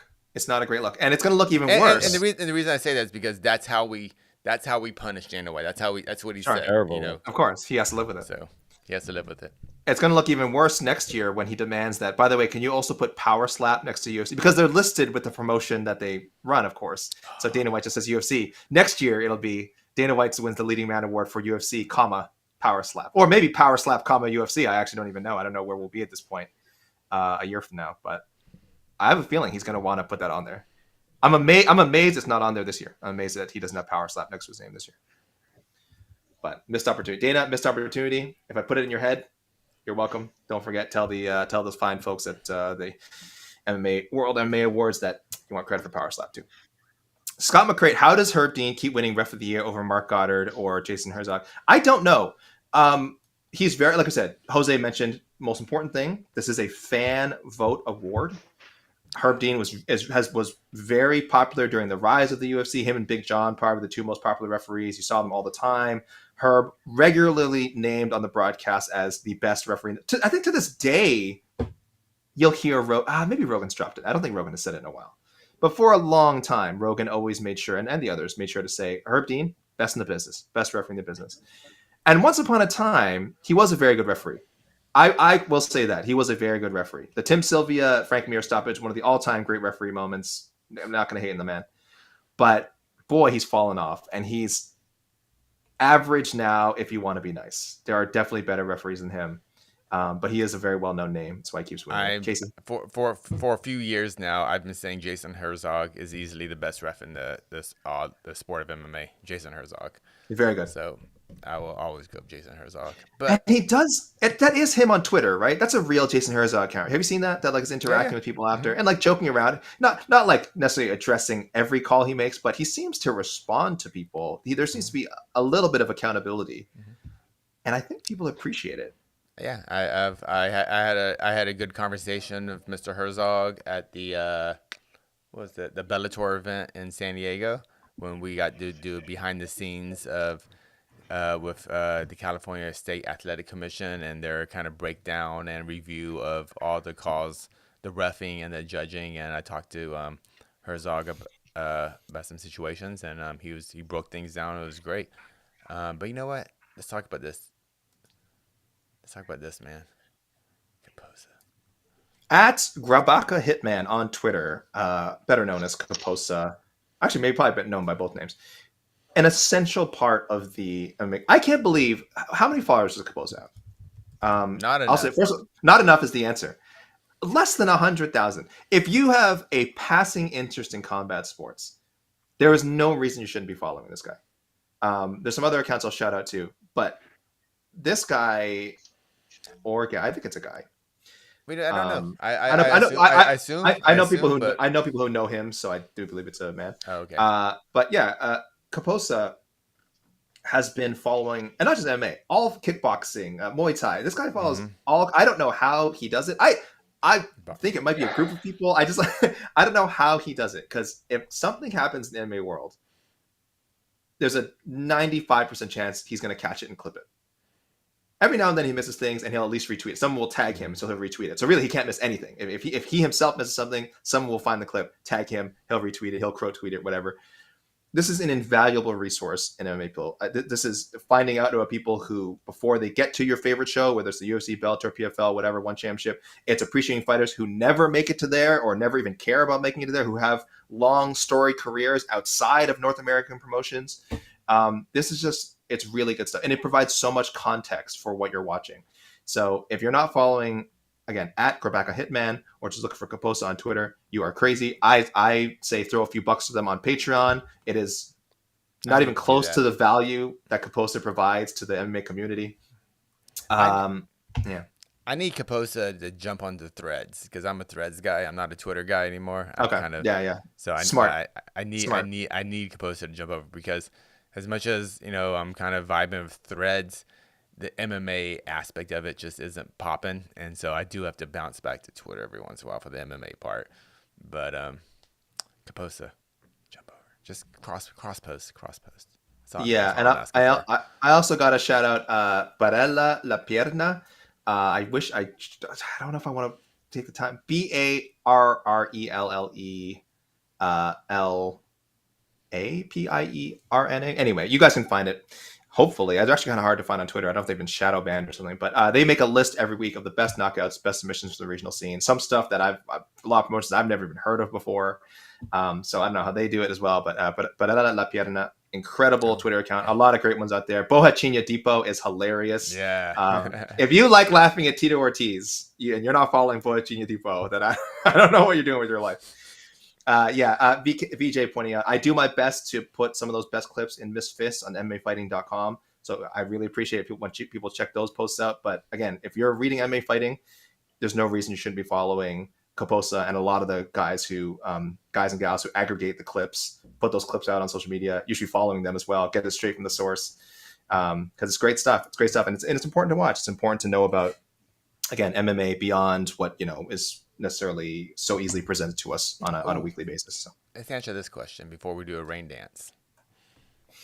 Michael Harris wants to know, with Slap Power, I like that name, and Bare Knuckle getting sanctioned in Cali, is it a money grab or legit interest in these quote unquote sports? Money grab, Casey. It's not a money grab because there's no money in Slap Power. Bare Knuckle, not in Slap. Bare Knuckle. Bare Knuckle should have been sanctioned already. It just took a little time. They got it done, so that's fine. Which is it's gonna be really cool that Bare Knuckle's over. I hope Bare Knuckle comes to the LA County area or Southern California because I want to see that. But I might be misquoting it, but I don't know, not saying it right. But the power slapping thing, as far as I know, it's a provisional. What does it mean? Basically, they're doing kind of a test. Yeah, it's not. Yeah, which I'm okay with. I'm okay with because CSAC. Well, first of all, it's not a martial art. It's just people hitting each other with no defense. So don't call it martial art. But CSAC has been very transparent recently with letting the media kind of watch what they're doing. So I'm praying that when Power Slap does come to California, I will be able to attend and be able to cover it, and from the angle from the health and safety perspective. And so maybe follow the doctors, see how the commission handles licensing power slappers and things like that, because that's what interests me the most. Seeing how it works backstage with the medical crew and everything. So I hope that gets to happen. But it's not a money grab because it's only a money grab if like they're selling like arenas, because I know like commissions do make like a portion of like the gate, things like that. But who's paying money to see slapping?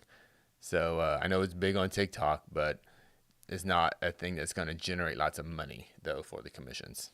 Oh, I guess I was suggesting more something that I'm not going to say out loud because it might get me sued.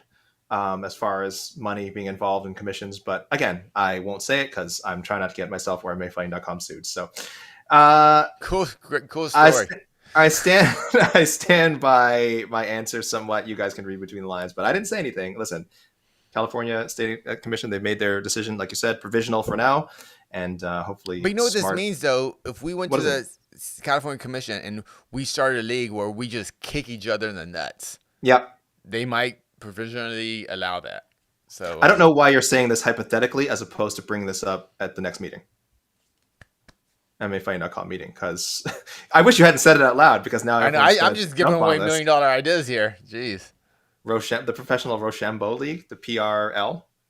Oh no, I don't want to mess the PFL though. So we got to come up with another name. What would you enjoy more? Watching people slap each other, or watching just dudes just take on full on kicks to the nards? I mean, definitely kick to the nards, 100%. No, it's right there. Just saying. Hold on. I'm trying to find. All right, it's time for our rain dance.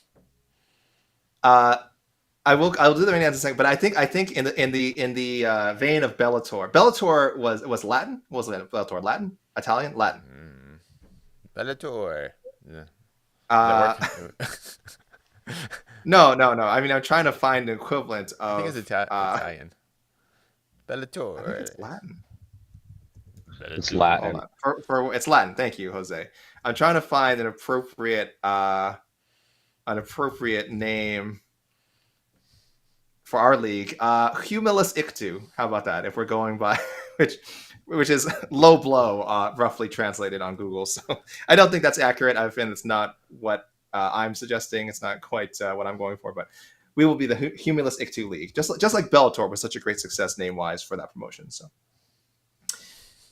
rain dance time. Yep. All right, let me grab my 88 key piano. Is that how many keys are on a piano? I have no idea. That's too many. 14 key. All right, here we go. 1, 2, 1, 2, 3, 4. All right, everyone. We have a main event right now. Leon Edwards, the welterweight champion, successfully weighed in at 170 pounds for his second title defense, and it will be against former interim champion Colby Covington, who weighed in at 169.5 pounds. In the co-main event, flyweight title contestants Alexandre Pantoja and Brandon Royval also made weight. Pantoja at the champion at 125, and the challenger Brandon Royval 124. This is a rematch from their first encounter that Pantoja won by rear naked choke submission. We should mention we also have backups for those two fights. Belal Muhammad. I don't know why I brought this up. I don't have this in front of me. I don't have the weights in front of me, but Belal Muhammad successfully weighed in for the main event to be a backup, and Brandon Moreno successfully weighed in as a backup for the flyweight co-main event. So, fingers crossed, should anything happen in either of those fights and we lose a competitor, we do have a more than worthy fighter ready to step in. Welterweights Shavkat, Rakhmonov, and Stephen Thompson both successfully weighed in at 171 pounds for their fight. Tony Ferguson, Paddy Pimblett, meeting in a lightweight bout, also weighed the same at 155.5. Josh Emmett at 146. He faces Bryce Mitchell, who is stepping in on short notice and made weight at 145.5. Now closing out the preliminaries, Alonzo Menifield and Dustin Jacoby both were just under the light heavyweight limit at 200, light heavyweight limit for a championship fight, 204.5 pounds. We are waiting on Irene Aldana, the only fighter left to weigh in. Her opponent, Karol, 135.5. Cody Garbrandt, 136 for his bantamweight bout with Brian Kelleher, also 136. Casey O'Neill, 125 for her flyweight bout with Ariane Lipski, 126. Flyweights Tagir, Ulanbekov, and Cody Durden both came in at 126 pounds for their scheduled bout. Veteran Andre Fili, 145.5 for his fight with Lucas Almeida, who came in 146. And heavyweights Shamil Agaziev and Martin Budai, making weight at 259 and 264 respectively. Gaziev making his debut, Budai looking to go 5-0 inside the UFC octagon. And that is it so far with 20 minutes to go. No Irene Aldana. The rain dance has been ignored. We mentioned before she has one official weight miss on her record. She missed very badly. 3.5 pounds for a bout with Yana Kunitskaya a couple of years back. So that went through. She beat Kunitskaya by first round TKO. So I guess no one really talks about it anymore. What's important is that she won the fight. I guess the other fight we were thinking of, Casey, was she also did a scheduled catchweight bout with Macy Chiasson, which is 140 pounds. But that was on Macy's part, not. That's right. Macy changed it, right? Macy wanted to change to 140, right? That's what I was saying. That's why I kind of maybe oversold Aldana's weight issues because so many times her opponent has had weight issues too, and I think I kind of just lumped it on Aldana But Aldana has had weight issues though, but not as many as I suggested. Can we just have these fighters fight? We complained a lot about the UFC today, and this isn't just the UFC's fault. This is probably the fighters and the management as well. This isn't all the UFC's. It's not a unilateral decision on the UFC's part, but they certainly don't really promote a featherweight division for the women. But why can't we just have so many more of these fighters come in at 145 if they're having a problem? Why didn't they try? Why isn't there more being done to build a featherweight division? Even if it's only like 20 fighters. 20 fighters would be way more than they've ever had in that division, in any promotion. I don't get it. I don't get what it is. Listen, the Ronda Rousey days are over for now anyway, unless she comes back to UFC 300. But those glory days of Ronda Rousey, Miesha Tate, Holly Holm, Amanda Nunes, like actually being like a legitimate draw for the division, those days are over. Those days are over, man. We got to accept this. Let's try 145. Then some of the 125ers can move up to 130. Well, I shouldn't say that because a lot of them drop down to 125. But I feel like we can save 135. Not that it needs saving because it rules. And give women's 145 some life. I feel like there's a way to do this, but I don't know if the parties involved even care, if they even care. I don't think they care. Yeah. All right, so we are just waiting on Irene Aldana. We should talk about some more of these matchups. I know we have the preview show later. People asking, when is the preview show? I believe it will be It'll be right after this, pretty much. We're right after this. Yeah. Gives us 15 minutes to... I'm not prepared. I know. Yes, we will aim to have that preview show, guys, go live around quarter after 2 or top of the hour. I shouldn't say, if you're in Pacific time, wherever you are, sorry. So top of the hour, hopefully 15 minutes after, we'll be ready for the preview show. It'll be sometime around then, 2:15. So hopefully 2:30 the latest, guys. 2:30 the latest. But stay tuned to the MMA Fighting YouTube channel for sure, because it will be the preview show will be coming sooner rather than later. Official, because normally, we could try to have it after official weigh-ins, but I think those aren't. Ceremonials. I think those aren't until 8 p.m. Eastern time tonight, 5 p.m. local time, 5 p.m. in Las Vegas. So it would probably be a bit too late. But don't worry, of course, we'll have plenty of coverage of that event as well. There could be a lot of heat there. Casey. Is there besides the main events, maybe not even the main event, is there a face-off that you're looking forward to particularly? Oh, face-off wise. There's gonna be so many cops on the stage. We're not gonna get it. We're not even gonna get a good face-off. But let me see. Maybe. No, Kelleher doesn't. I don't see Kelleher doing that. Hey, let's go. O'Neal Lipski. I think it's me fight. It's me. I feel that's the face-off I'm looking forward to. Casey O'Neal has a lot to prove. She has a lot to prove because she missed a lot of time, got a very tough fight with Jennifer Maia. One thing she lost, but shouldn't be that surprising. Jennifer Maia's top 10. It's been top 10 for a long time. So I don't know. And we all kind of had her as she was up there with like, the problem is she's had people leapfrog her now. Menifield, Aaron Blanchfield, obviously. And she was like, that was a cluster of up and coming flyweights. And now because of her injury, she missed so much time. And now this loss, she's way behind those two. Yeah. I'm gonna give her. I still think Casey O'Neal is. I'm not gonna say a title challenger, but I think she will crack that top 5. I think she's very good. But I'll give her a mulligan for the Maia fight. She was out for over a year, and facing a very seasoned veteran, Jennifer Maia, who's kind of like just a permanent top 10 kind of fixture. Like if you like, I kind of consider Maia more that kind of Neil Magny kind of. Sure. Fighter right now. Like if you want to be a top 10 fighter, you got to whoop up on Maia. And O'Neal couldn't do it the first time she lost the fight, but she was out for a year. So let's see how she does against Lipski, who is a step back, but Lipski has kind of a lot of potential and talent. Has been up and down a bit. What is her record? Oh, she's 5-5. Yeah, but coming off got a couple of wins. Yeah, so you have last wins, 4. Yeah, so I'm looking forward to that fight. Oh, yeah. I dig it. I like it. Great. That's great matchmaking. I like that great matchmaking. That I will call that my under the rate. Oh, here we go. Here's Irene. Aldana. You were Here we go. Yeah, no audio. Quick. Oh, we're not waiting. Okay, we have no audio from Jose, but that No is worries. Aldana. We'll get this sorted out. Here we go. I'm here. Okay. Oh, I don't think she made weight. Box of shame. Box of shame. I'm feeling it. Or box of redemption. They never do that, but they gotta put what they do right here in Vegas. Let's see where Irene is at here. I really do need to get some box of shame music. That's my bad. My bad. But it could be the box of redemption. Well, I'll have box. You can't call it the box of shame. There's no shame in needing the box sometimes. Don't shame people who need the box, Casey.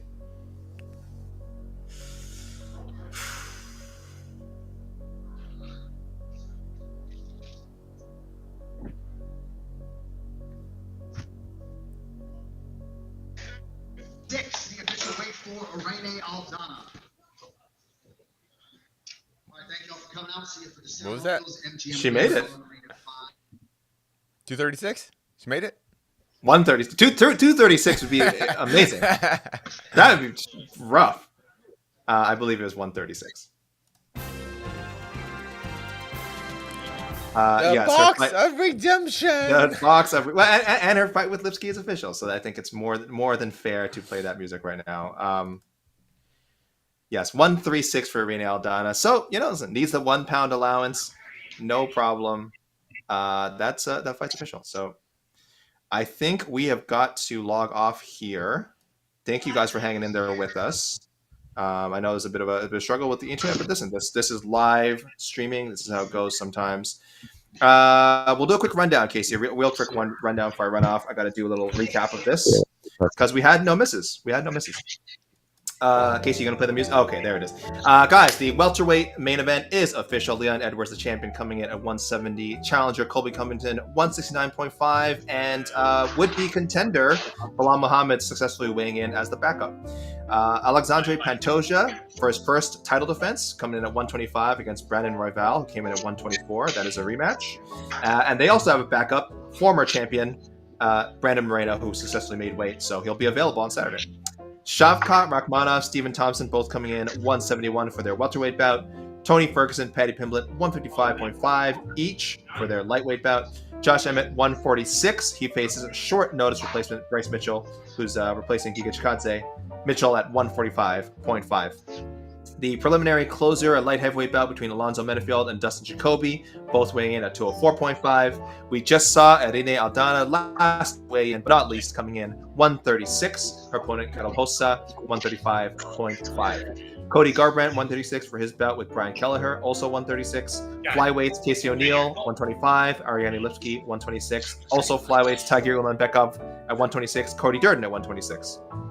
Flyweight veteran Andre Fili, 145.5 for his bout with Lucas Almeida, who came in at 146. And heavyweights on point, Shamil Gaziev, 259, and Martin Budai, 264. There you go, guys. That is it. We will have the preview show coming up shortly, so don't go too far. We're going to aim for 2:15. And thank you again, guys. Thank you again for sticking around this morning and being part of this lively discussion. We don't agree on everything. We definitely butted heads with the listeners on some topics, but that's how it's going to be. Listen, we also gave them a voice. You got to let the people talk. People have their opinion, and such is life. So most importantly, guys, forget all that stuff. Hopefully everyone enjoys the show tomorrow, and hopefully we'll see you on our other program. Preview show later today, Q&A tomorrow, post-fight show after the show. You know how it would do. Ceremonials, guys, not till 8 p.m. ET and 5 p.m. local time, 5 p.m. PT in Las Vegas, LA. For EKC Leiden, for Jose Youngs on site, providing us the great coverage, and for myself, Alexandre Keeley, and MMA Fighting. We'll see you soon. I'm pinching your head. I'm pinching.